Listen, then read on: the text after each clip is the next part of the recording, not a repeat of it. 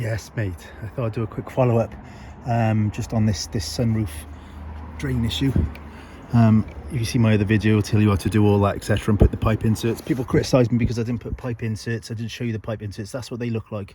They're actually a bit longer than that, but that's the kind of 10mm pipe inserts that you're going to put in there. I can't put one in here now, but if you look, that's effectively how I put it in there. Literally just slotted that into that hole there. You can see the lip on it. These ones were HEP 2.0. They were a bit longer than the ones I fitted in there, but you can also get these ones, which probably would do the job as well. But the longer the better, really, because you want to get it kind of sat in there. What I thought I'd do a quick video for is because one of mine wasn't draining. So even though in the first video I said that it's important to make sure your drain hoses are clear before fitting these, because obviously if you fit them and it's still not draining, water's just going to be sat in it. That one on that side was fine. This one wouldn't go down. The best way to try it myself, little trick for you, use silicone, the end of a silicone. You can pop that in there, just about, give it a good blow, see if it goes down, or just pour water down it and see whether it drips. As I say, it should drip out under that rear footwell. This side wasn't, so I thought, right, well, let's try and clear it. The hose goes from up there, it goes along the top. I'll show you on this side. It comes up there, it goes along there, twists behind the kind of the metal work underneath there, it goes down this pillar. And if you can see on this side, because again I've gone to all this kind of ball leg, and hopefully this will help you, save you doing it. This is the cable what it used to do. Let me zoom that out a bit. This is where it used to go. It goes up there, twists behind there, goes down behind all this bits of trim and goes back down there. Now normally I can just use strimmer wire, so I got a load of strimmer wire and I was feeding it down there, and it was getting to about, well, a bit behind that trim. I'm getting blocked. That didn't clear it. I haven't got any compressed there. Normally you just run a compressor through it and kind of blow out any mess. I haven't got a compressor, so I tried some, which I wouldn't advise, is kind of drain and blocker. Put a bit of that down there, left it overnight. That didn't clear it either. It was still very restrictive when I was doing it. Looking on the other side, because I've got the wheel off on this side, let me show you that. I tried finding where it drips down. It actually drips down.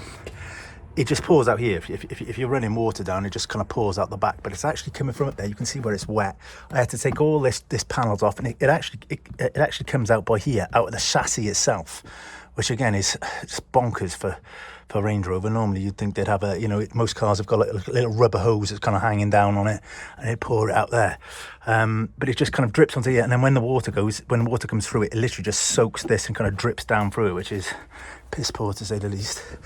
But what I've done, again, is trying to save you some time. If your drain hoses are blocked, I've unfished this all out. So it's going to be a pig putting it back in. I'm going to have to kind of weave it all back in. But I followed it down, and I gone into the boot. Let me have a show of you.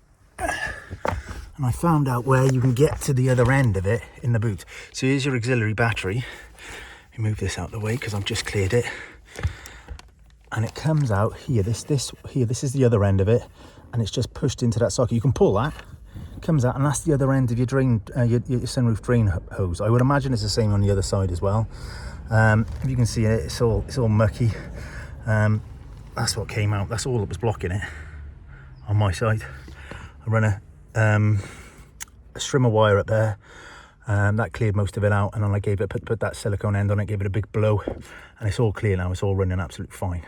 So it's quite good, really, because if you know where this is on a yearly basis or whatever, you can, and your water's not dripping, you can just pull this out and get to the other end of it and make sure your sunroof drains are clear. Again, it's kind of like preventative maintenance, really, because you got, if you put those pipe inserts in, that's going to help with the rotting issue, but you still want to keep these lines clear as possible.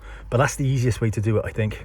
I would imagine as soon as you pop that in there, I haven't seen, but yeah, that's just going right down into the chassis there, and it's just dripping out from under the wheel well.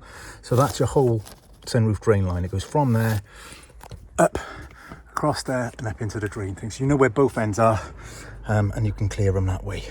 Again, those pipe inserts, those 10mm pipe inserts, wherever they are, you get them in Toolstation. You'll get them everywhere. They're from Push Fit Plumbing Supply, so any plumber merchant will be able to source those for you.